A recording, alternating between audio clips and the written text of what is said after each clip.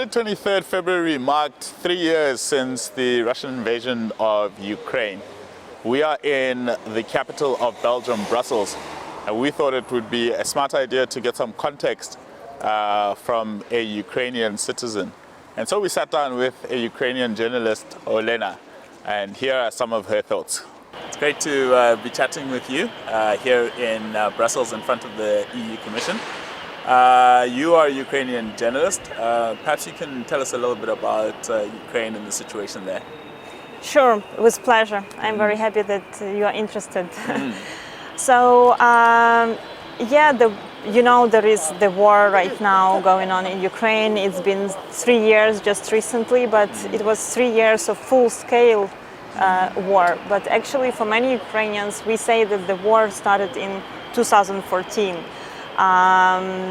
Not many people remember about that because it was a war on part of the territory, but actually it's the same part of the territory where we see the front line now. It's changed just a little bit. So basically, what happened in 2014, Ukraine had a president who was influenced by Russia a lot. And at the same time, it was a period when a lot of movements towards West was happening. Like Ukrainians were expecting that Ukraine will join European Union someday, NATO someday. And this president, he was kind of trying to sit on both chairs, going to Brussels, but also keeping good ties with Putin. And so basically, in the end of 2013, Ukraine was planning to sign association agreement with European Union. It's not to become a member of EU, but it's to become like maximum close, and it's like on the way of membership. Yeah. And this president kind of promised to do this, but he didn't sign this membership, not membership, but agreement. Yeah. After that, there was a revolution. People just went to the street. A lot of people were kind of insisting that we want to be in EU, etc. And it didn't stop for like 3 months. And at the beginning of 2014, this president, it was Viktor Yanukovych, he ran to Russia. He flew to Russia, and there was no president in Ukraine. So this is actually when the war started, because Russia used this moment when there was no government and took Crimea. Yes. They sent soldiers without any signs it was Russian soldiers. Putin denied for the whole year. He was saying that we were not there. And the same was happening actually on the east of Ukraine. But so Crimea was taken, annexed, and immediately became part of Russia. But for those eastern territories, there was some kind of war, not that big as now, because we didn't have that equipment as well. And but Russia was supplying those people there were some pro-Russian people, of course, over there, but Russia was inspiring them, supplying them weapons. And many people in Europe and in the world thought, okay, they have some Ukrainians and Russians fighting, they have some internal conflict.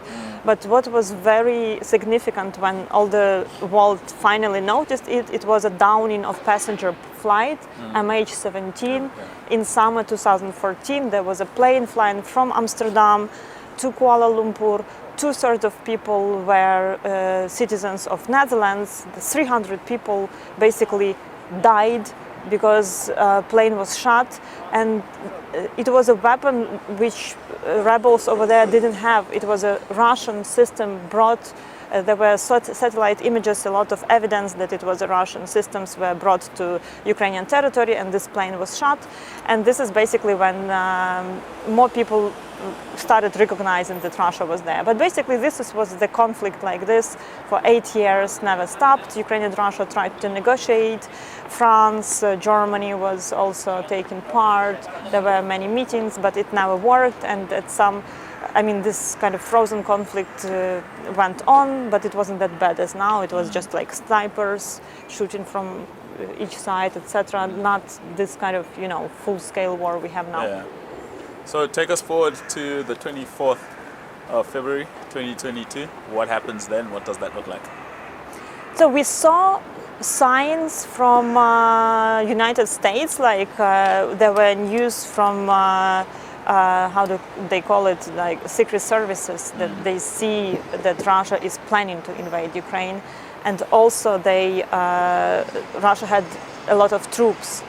But at the same time, in Europe, leaders wouldn't believe it would happen. For example, Emmanuel Macron, French president, was calling to Putin. Putin was saying, no, I'm not going to invade. So Macron was passing messages to Ukrainian president, no, he's not going to invade. He's just kind of showing muscles. So basically, a lot of people in Ukraine didn't believe the war is going to start, and in Europe as well. And Ukraine wasn't that much prepared. But basically, 2022, 24th of February, like 4 a.m., Ukraine started being bombed, different cities, even my town. I told you I am 50 kilometers from Polish border. Yeah. It's like really west of Ukraine. Even in my town, some bombs landed. Oh, wow. They basically bombed all the places where military stuff is.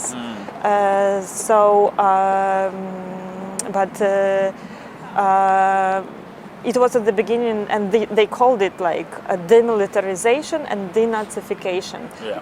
So basically, they were keeping saying that there is Nazi people in Ukraine. But I want to draw your attention that our far-right party even didn't get to the parliament back then. I mean, we have more far-right people than in Germany, in France, and in all other European countries. Yeah. I mean, there are no Nazi in Ukraine, but this is what like Russia kept saying, because people spoke more Ukrainian. They were mad at Russia, etc. So, and they were saying, "Oh, look, they are Nazi." So, denazification and demilitarization, because Russia didn't want that Ukrainian troops would hold. Because in 2014, people understood if troops don't hold Russia, Russia is going to gain all territory. Okay. Yes, that's what I wanted to come to. You were giving us some context yesterday, so for why you think this is happening. Maybe expand a little bit on that. I think to understand why it is happening, you have to follow what Putin says. And he explained a lot. For him, I don't know, he had this long interview with Tucker Carlson, American journalist, like not many foreign media would do. And if you saw this interview, the first, I don't know, half an hour or hour is history. Like he speaks about history. So Putin has in his head an image of Russia, like big, successful Russia or Soviet Union, which he wants to bring back. And he also he doesn't like the situation when, for example, in Ukraine, there are some NGOs financed by United States, by European Union, or whatever. There is no ban for any kind of, foreign agents in Ukraine, etc. But Putin wants territories to be kind of divided, that this is the region which belongs to Russia, and EU and the United States don't go there, and anyhow, like no NATO, no NGOs or any influence. So basically, he wanted to be stronger geopolitically. He kind of tried this already, invading to Georgia in 2008. Nothing happened. Europe didn't react. No one reacted. Then Ukraine in 2014. For him, this small conflict, he didn't take those territories as part of Russia. He needed them to be part of Ukraine with ongoing conflict, because in NATO statutes, they say that they don't take countries with ongoing conflicts as members. So it was a guarantee that Ukraine will never join NATO, And it was never ending. It wasn't possible to solve this problem because they didn't want this conflict to end, And that is why no negotiations worked. So you don't see a great Soviet state ever happening? You don't see Mother Russia? I think if you lived in Soviet Union, you would understand what does it mean. I mean, if you have on one side European Union, where you can walk into the shop and, I don't know, choose between 6 colors of jeans, in Soviet Union, everyone was wearing the same. I mean, my parents it was like really basic stuff and basic things for everyone. They didn't see Coca-Cola or anything. Like the world was evolving everywhere and everything stopped. It's like looking into the past. And also Ukrainian culture and language was also suppressed a lot. We have a lot of common things with Russians. Our languages are quite similar. But still, Ukrainians, because we are on this, in the middle of East and West, we, like the whole our history is fighting, because like when Turks were heading to Europe, it was through Ukraine, and Ukrainians would stop them. And we were always in the middle of different waves of, clashes, aggression and clashes. And we are just ready to fight and to protect our rights. And we are a bit different in terms that the revolution, like the overthrowing the president, was possible in Ukraine, but it's not possible in Russia. I mean, we had this Maidan revolution, and if military guys would come and try to beat or try to grab someone, people would rush and take this person back and wouldn't allow to arrest someone. And if you look at the videos from demonstration from Russia, police would approach someone, everyone is just looking, We are different. We are kind of fighting and etc. More rebellious and more ready to protect. And we have always change of power. We never had a president, I think now, or maybe Kuchma is the only one that was twice in power. I mean, we really have real elections when people can express their opinion, and they are ready to go to the protest, peaceful protest, on the very first place, if something is wrong. And that's it. And we value this very much. And when we see how Russia lives, with no free media, with no right to protest, I mean, people in Russia have 2 cell phones. On one cell phone, they watch the news at home, and with the other one, they go outside, because if they see what you watched, you can get in prison. Is it normal? I think it's like Orwell, So we don't want to live in this Orwell world, and we are kind of fighting to live in normal world, and that's it. I was saying to you yesterday that it's strange being African, because we, especially from the southern parts of Africa, we had great support from the Soviet bloc.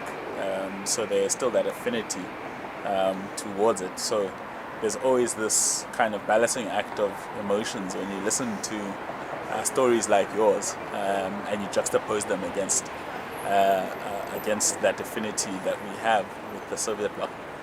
What are your thoughts on that as we wrap up our conversation? I would say that for Russia it's important to have influence in some regions, and Africa is also a region. And when there was a full-scale invasion, even in UN, they would argue that, look, it's that many European countries who supported Ukraine, but if you look at population and etc., Africa supports us, then India supports us, China, and if you count the people, we won, they would say like this. For them, it's a region where they can have their influence, but at the same time, I do believe that the region of Africa here in European Union is not being taken into account as much as it had to be. I think there are many reasons for that, in terms that they are always overwhelmed by some internal problems, like right now it's war in Ukraine, and Ukraine is quite close. But I remember a couple of years ago, just before this full-scale invasion started, for example, there was this movement, Black Lives Matter, in United States, which had a huge effect here in Brussels. I saw those monuments to the kings who colonized Congo. In the paint, etc. And for me, for example, as a person who is coming from Ukraine, I mean, if I wouldn't see those protests, I wouldn't Google and learn the history. It was a good move for me to start learning what happened there, and to criticize why do they still have in museums these artifacts, etc. But at the same time, discussion started happening here. I also followed some discussions that EU or Belgium should finance if they don't trust that those artifacts can be safe in Africa, they should build with their funds some kind of museums, etc. So those conversations. As part of the reparations. Yes. Not even reparations. I mean, they stole this. And some reparations should have. So for me, there were too many shock waves which would distract attention from Africa, which is a little bit distant. But at the same time, I believe that why I believe in Europe, because it's kind of democracy, you can come and raise this question, and they will search for solution, and they won't kind of put it away. Yeah. You know, there is this freedom of expression, freedom of speech, freedom of demonstration. I mean, it's a pity that that there are no reparations and no fair treatment. But I still believe that it can be in the future, that activists should work, journalists should draw attention, you should come here and ask questions in midday briefing, for example, as we did for Ukraine. Sometimes it's frustrating. I remember 2014, this is when I first time came here. Everything they would answer, you know, we have a war in Ukraine, everything they would answer would be that we are deeply concerned. Yeah. We are deeply concerned, and that's it. Nothing moving. The needle doesn't move. Yeah, I've heard this for 8 years, and frankly speaking, when this full-scale invasion happened, and like Europeans started helping and etc., I was moved that and kind of relieved, like finally they see it, like finally they notice this war. So I mean, the closer it gets to them, like physically, the more fear they have, and the more action. This is just, you know. Olena, this has been a great conversation. Thank you so much. Thank you for giving us context and making us better understand the situation over in Ukraine.